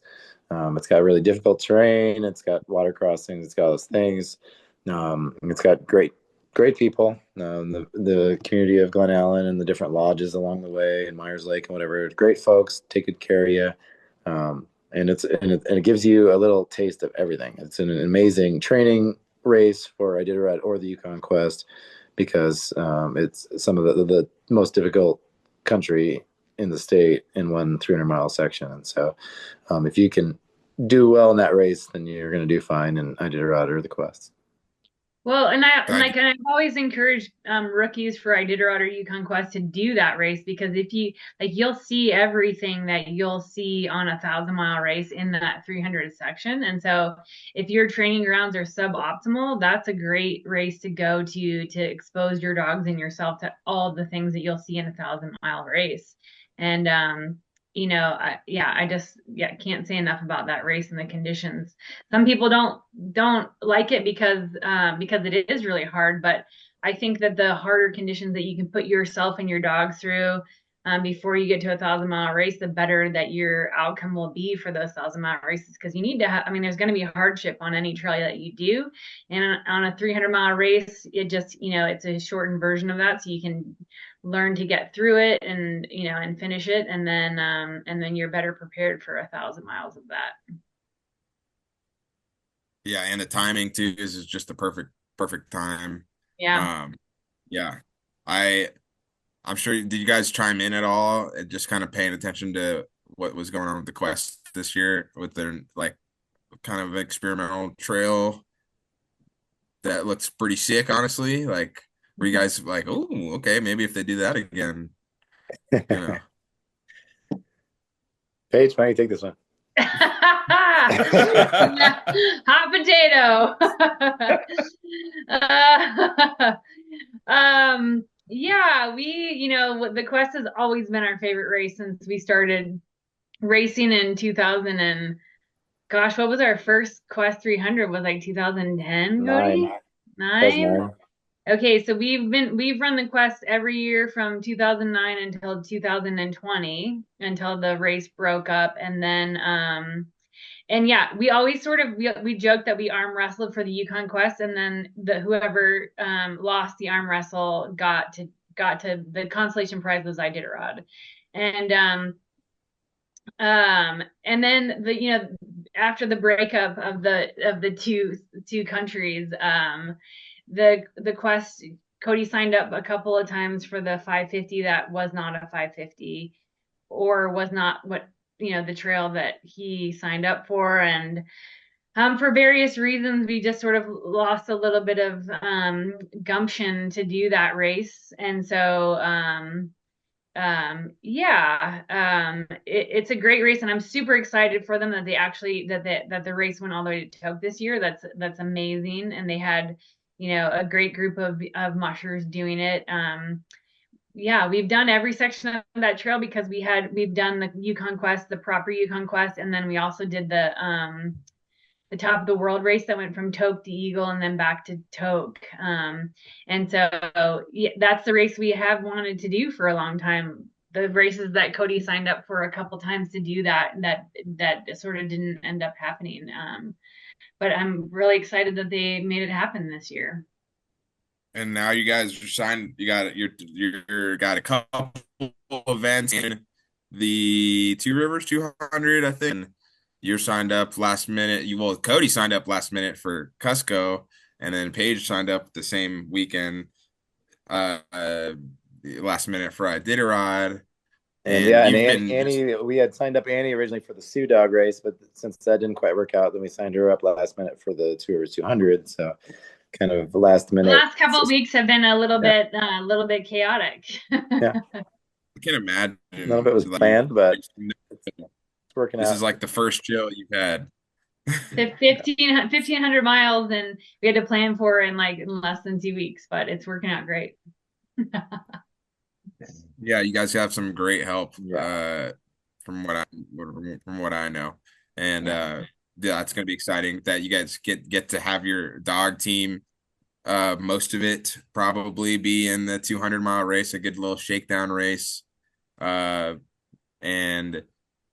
putting some confidence in Annie's first race, and I think she's ready for it. And she's been around for a while, but yeah, she's in the background if you want to ask her. She actually has left, but Annie's team is 12 different dogs than Cody ran in the Kusko, and so that's the other half of our kennel. Okay. Essentially, we have 24 dogs in training, and so she's taking the half that didn't go to the Kusko to the Two Rivers 200 and putting those those extra miles on them, and then once she's done, then I'll come back and put them all together to figure out who goes to Iditarod.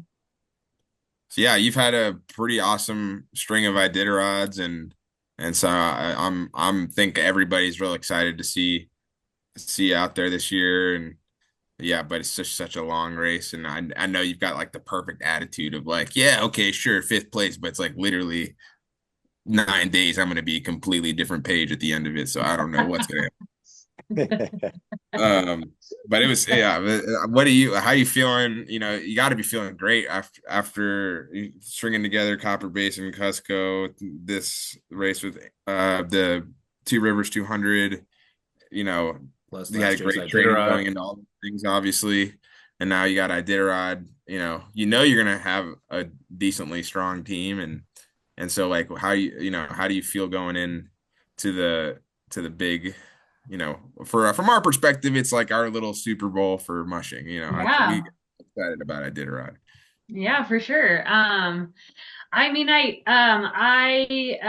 Last year I went into Iditarod with no expectations. It was, we had taken a year off of Iditarod, and so those 3 and 4 year olds, again, most of them had not run that race, and then also like 10 days before Iditarod last year, I got blown off the highway in a storm and messed up my knee pretty badly, where I didn't think I would actually be able to race. That's so crazy. And so I right before the race started, I went to an orthopedic surgeon in Anchorage, and he told me that I hadn't torn anything, but if you can find a brace in this box of braces that people have left behind that fits you, take it and use it as you want to use it. And so I put one on and it didn't fit me at all. It was like there was like an inch on either side of my knee. And so I had to strap the thing down like as hard as I could in order to make it not slide down.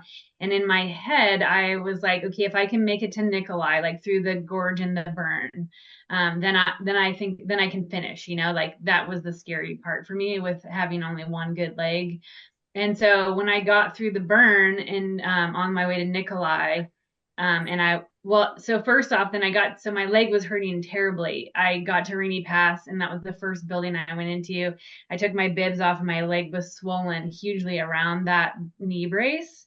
It was one of those Donjoys, that have like 4 straps on it, and I had wrenched them down so tight that it would fit me, that my leg had just swollen like an elephant leg. Around that brace, and was so painful. And I was like, I just need it for one more run, and then I'm hucking it. And so then I got past the burn, and I think that was my mental finish line. And so at that point, I just sort of was along for the ride with the dogs. Like they literally drug me to the finish line, and I'm not. People are like, well, you had the fastest runs, and I was like, I was literally asleep. Like I had a really hard time after that staying awake. I think I was so nervous about going through the gorge and the burn with a bum leg, because I actually haven't started that race not 100%, and I was not 100% at all. And so I was really nervous about it. And yeah, I sort of mentally quit at Nikolai. And so then this year when Cody handed me that team, and I was like, man, they're that much smarter. They've seen the trail. They're 4 and 5 years old, like primed team. And my body is 100% right now. And I sort of can't turn down this sort of like team handed on a platter to me. So yeah, they're great. They look great. I'm excited. What do you think about all this crazy, obviously y'all have had one of the best winters in the mushing world. Yeah. This winter. But so maybe you're not feeling it as much, but I'm feeling it. Okay, you are feeling it. Okay. Yeah. Yeah. Yeah, so you know where I'm going with it. Go ahead. Yeah, I mean, I ran the 2014 Iditarod that had no snow from basically start to end, and it was carnage all over the trail, and it was terrifying. My dogs were on necklines leaving White Mountain, which tells you how bad the trail was. 900 miles, 950 or whatever. Leaving White Mountain, my dogs were on necklines. Because it was terrifying, and I don't want to do that again. And so I'm hoping that Iditarod makes good decisions. Yes. Yeah, fingers crossed. And Mother Nature, she better just unload. Give me. I'm looking for 3 feet. Let's get. I mean, there right now I looked at the 10-day forecast, and there's no snow in the forecast for 10 days. And so that puts us at the 22nd of February. So we'll see. Yeah. Yeah, it's beautiful out. I'll tell you that. It's beautiful. Yeah, that's nice. It's been a really tough year, I think, for anyone training for any race. It's just like a lot of extra hurdles, for people down in Willow and Kinnick. But to go and find good training grounds. And so not a great year for a layup of a training. But I mean, if conditions don't improve, you can just start with 12 dogs. Get rid of a little extra power. What's that? I won't do that. I said if conditions don't improve, you can just start with 12 dogs and get rid of some power and like. Yeah. So I know that. You just have to build a bigger trailer. I'll build you the Ken Anderson trailer. Yeah, exactly. You put 12 dogs in the trailer and run 4 on the line. That's right. So where you guys are, it's colder, is my understanding, than where like most of the rest of the state is. Is that correct?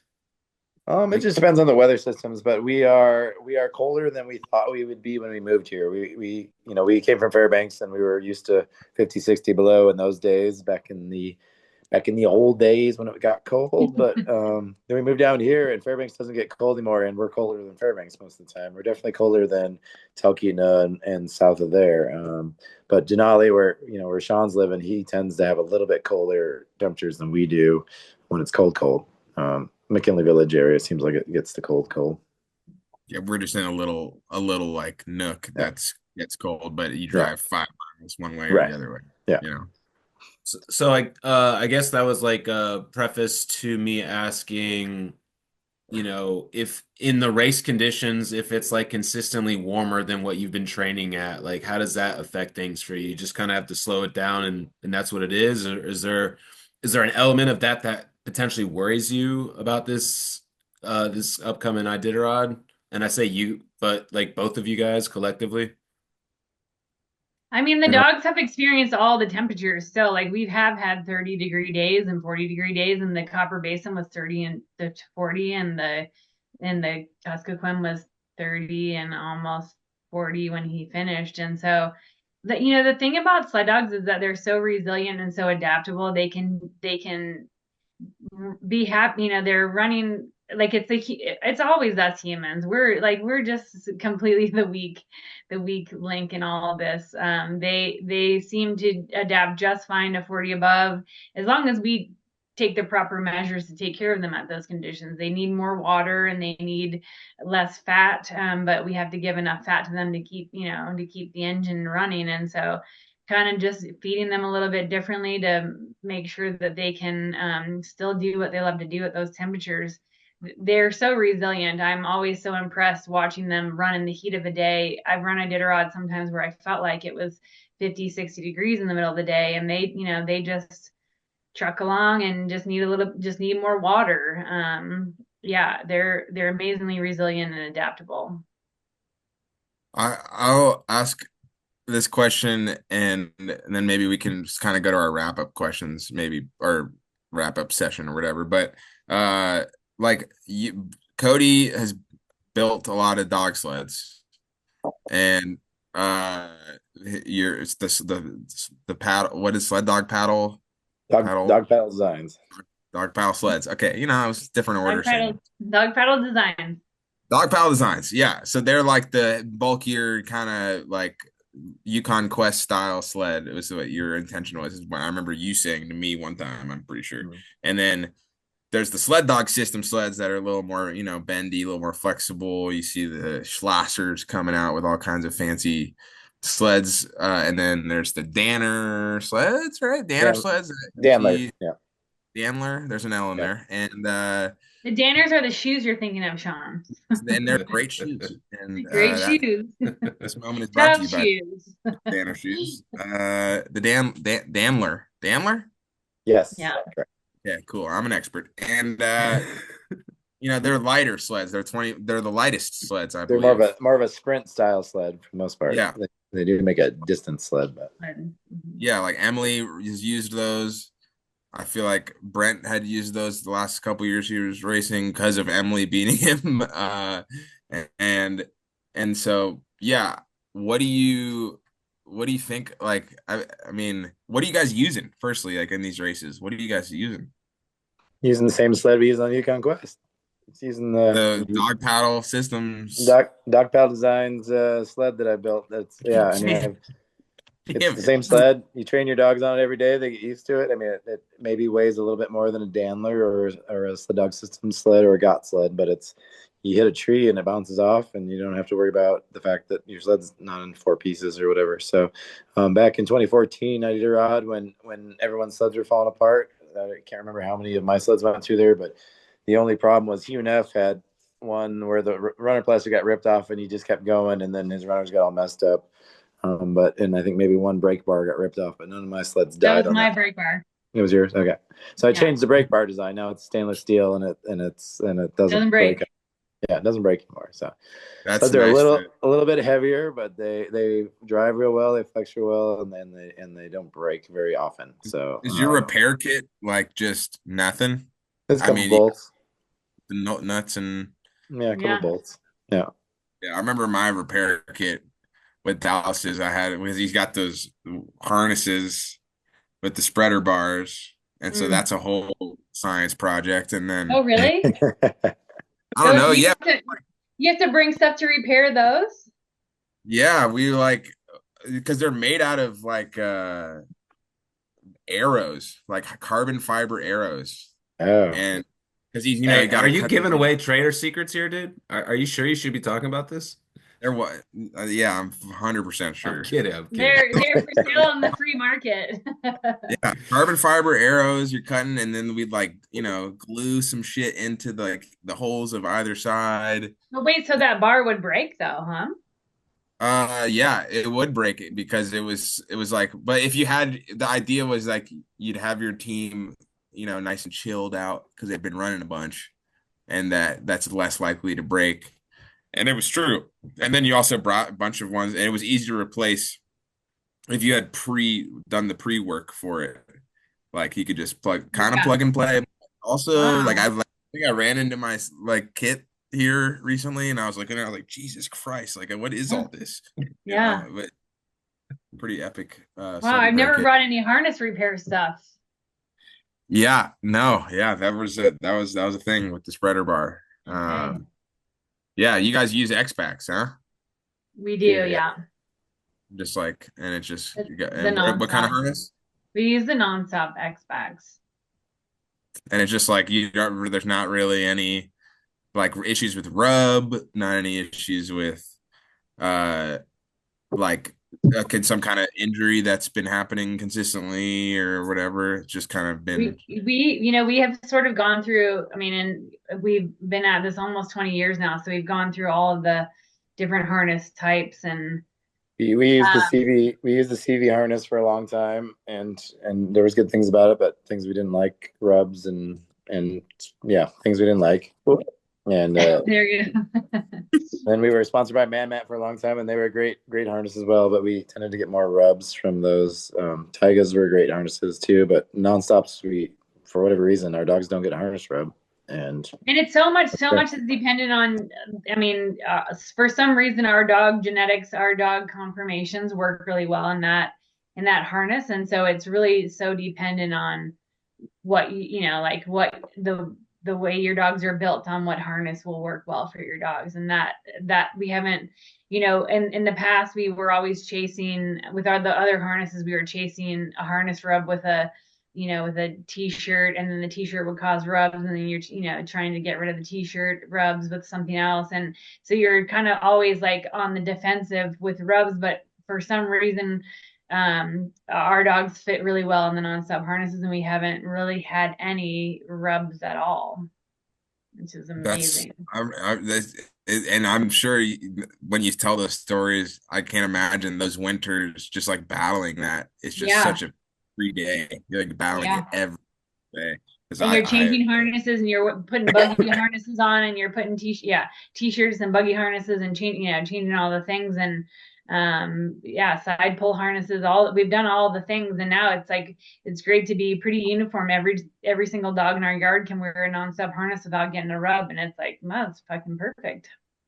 Yeah, absolutely. All right, Brandon, should we wrap up with some easy quick hitting questions? So I know these guys have got they got shit to do. Yeah. Hour one of 3 complete. Yeah, no, we were hoping to get like a 3-part podcast recording with you guys, but I guess no. You're like, no, we're done. So just like quick hitting, let's see. Do you guys listen to something when you are training in on the runners, or do you like to just listen to your dogs and have it be peaceful and serene in that regard? We both definitely listen to stuff, and our dogs respond to what we're listening to too. Like when I sing Adele, the dogs run faster. And I'm fully cognizant of the fact that no one can sing Adele like Adele, and I'm not a singer. And so Cody's like, I'm pretty sure they're running faster because you sing terribly, which I agree with. But I love Adele, and they also love Adele, I think. And then also I have some podcasts that I listen to, like some comedy podcasts.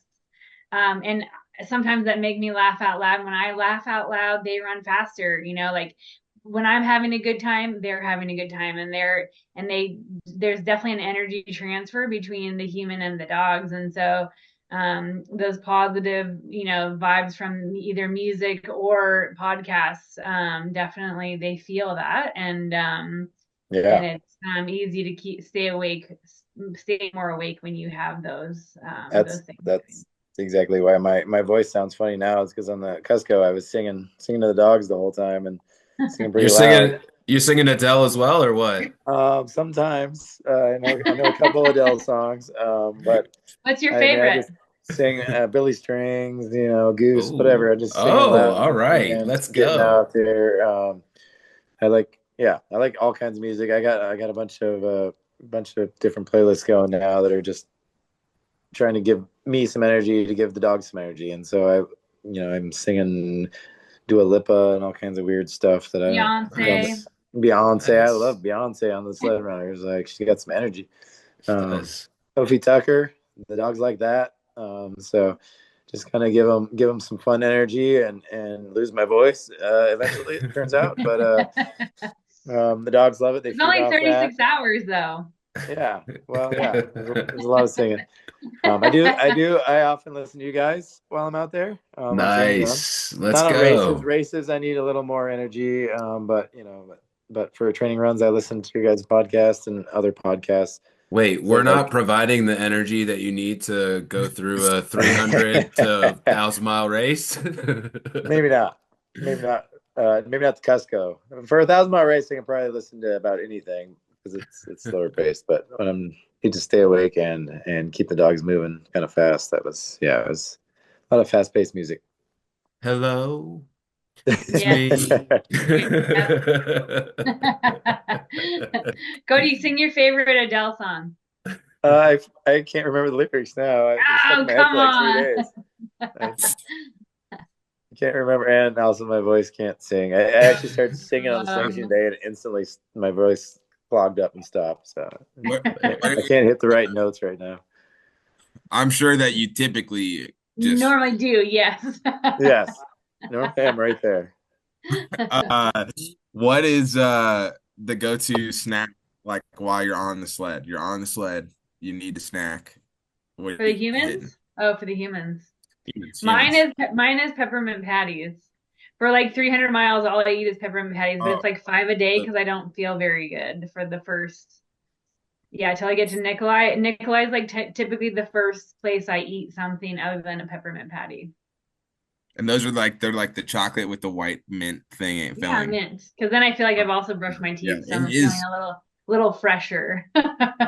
those bring me back, Brennan, to Dad taking us to the Mexican restaurant and the number 5, baby. And what about you, Cody? I'm pretty boring. I eat a lot of nuts and chocolate and dried fruit. So I'll do like the Kirkland trail mix or these little like mango bags, dried mangoes. Just crazy. Yeah, dude, you doing Kirkland trail mix, dude? Yeah, crazy good stuff. That's like the most like iconic trail mix, though. It is like chocolate, raisins, and peanuts. Fire. Good when you're hungry. It is good. Okay, Brendan, sorry. It's really hard. Although on the Kusko, I made a bunch of smoothies, and it was warm enough that my smoothies weren't frozen, so I could actually not have to put them in a cooker or anything. I could just squeeze smoothie into my mouth as I went down the trail, and that was real nice, actually. Nice. Yeah, I'm a smoothie guy. That sounds awesome. Yeah. What was I gonna say? Mine slipped me. Sean, you got one? Yeah, the dogs, those guys. So like what's just like point out 1 to 3 dogs, depending on how long your explanations are. But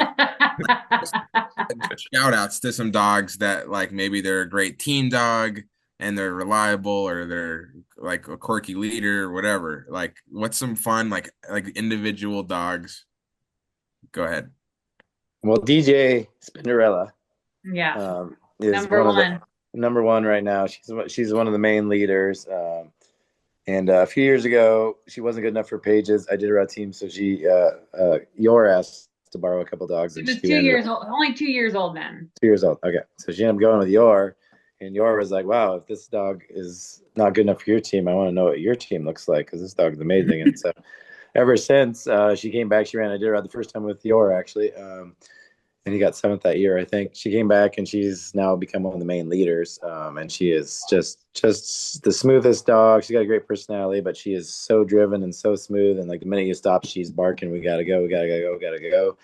She's real great at going through about any kind of condition, and is so smooth, like just a super fast, smooth trot. And she's a short little thing. She only weighs maybe 40 pounds max, Yeah.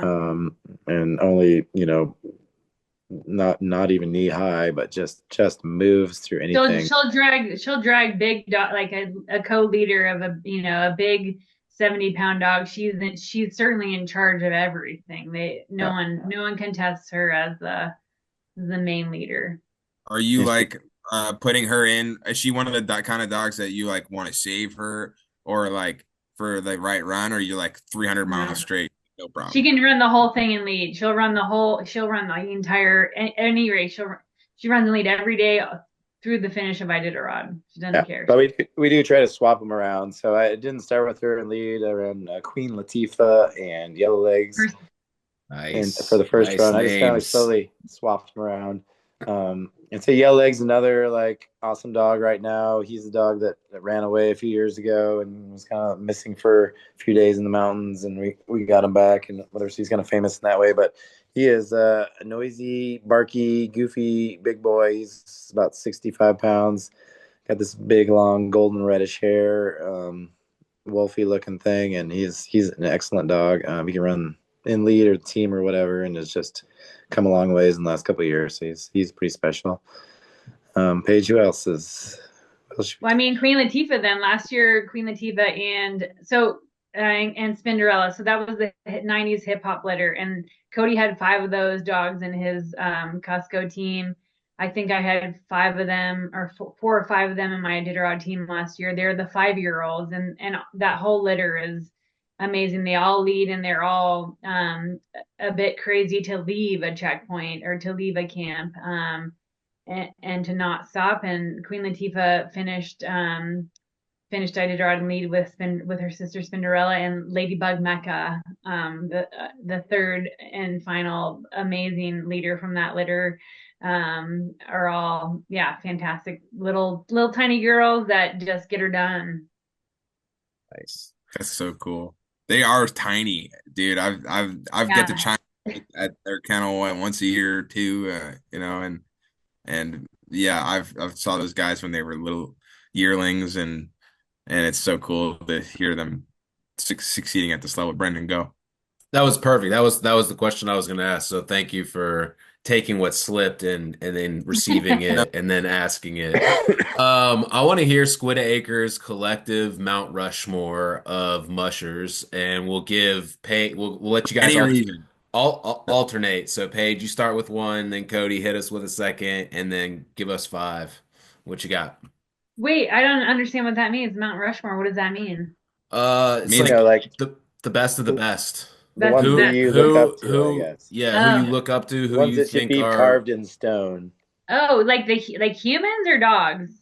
The mushers, the humans. Oh gosh, I'm not like a really hero driven person. There's people I respect, but there's not really in some way, I would think, Say that again? Like look up to Cody in a way. Sure, yeah. I mean, no. Mount Rushmore status? I don't know. No, I would say that, you can't really look up to a partner because then there's an imbalance. And Cody and I certainly have a pretty good balance as far as like being respectful of each other. Gosh, I'm not really like a hero kind of Was Danny. person. I would maybe I should go first. Okay. So I've heard your podcast before, and I've heard this question in different ways. Not the Mount Rushmore, but just the who are your 5 favorite mushers or whatever. And so I've thought about it a lot because there are lots of mushers that I've looked at over the years. And I'm like, wow, I really think what they're doing is cool. And then as I got to know them, there's things about them I didn't respect anymore. And so I'm gonna say some people who I really respect on the trail now, because some of the folks, I could say Rex Swenson was great, or I could say Susan Butcher was great, but I didn't race with them. I didn't really see them for real. Like, I don't know what they're really like, or how they treat their dogs, or how they treat other people, or treated race officials or anything. So right now, I like to be around people like Matthew Failer. He's number 1 on my list. Not number 1, but he's one of the people on my list. Pete Kaiser, another person. It's great to be around him. Yeah.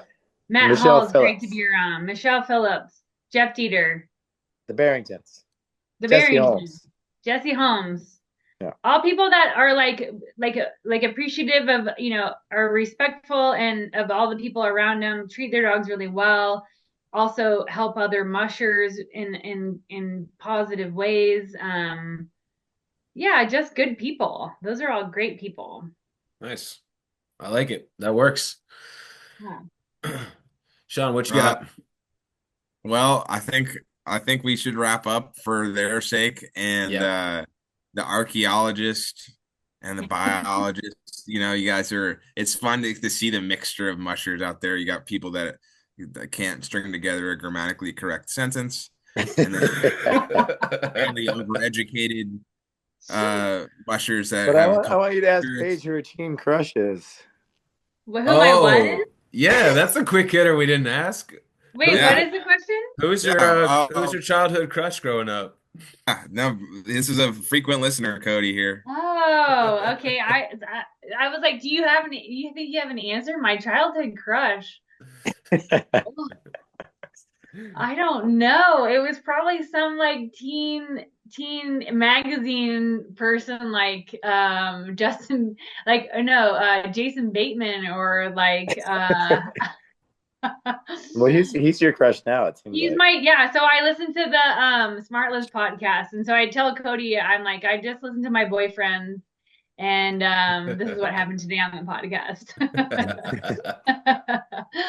God, I can't remember. Yeah, I don't hold on to things like that very well. That's funny, Cody. Yeah, what you got, Cody? That's pretty sweet on Alyssa Milano for a long time. Oh yeah, she was family, cute back in the day. Family Ties, or what was that? I don't even remember what she was on, but I remember the name and I can see her face. Who's the boss? That was Who's the Boss. Huh. Yeah. I don't know. I got it right here though. I can see her. Who's the boss?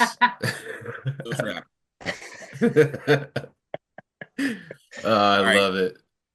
Thank you guys so much for hanging out with us and doing this while you're going through the most hectic time of your mushing season. And best of luck to you and your dogs. And I hope to see you in Iditarod, or if not before then.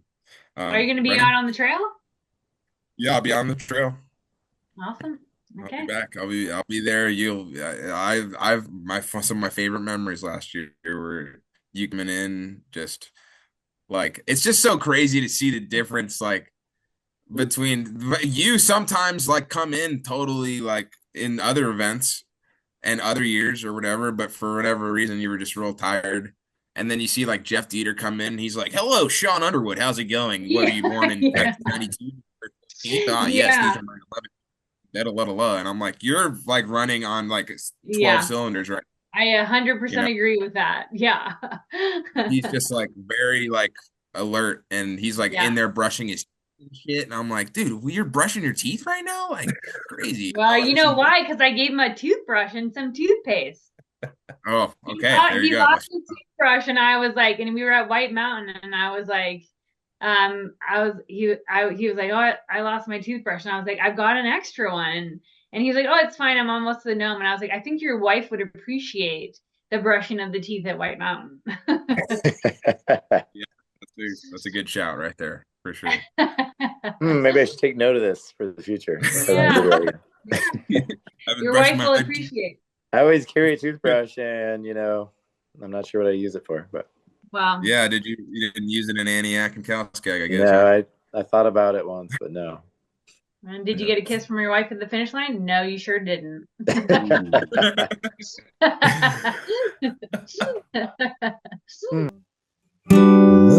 Mushing Alaska. And we also talk about other places besides Alaska, but mostly it's Alaska themed.